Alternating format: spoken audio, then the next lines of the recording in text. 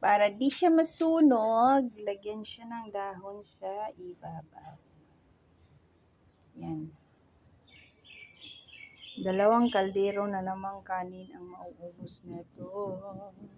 My goodness. Super sarap. Mas masarap pa sa relasyon niya.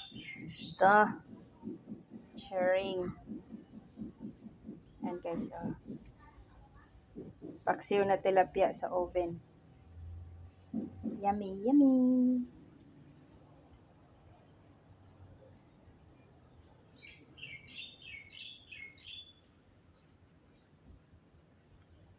Daming labada At ang init.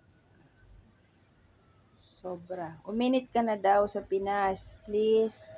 Wala na sila masuot panty.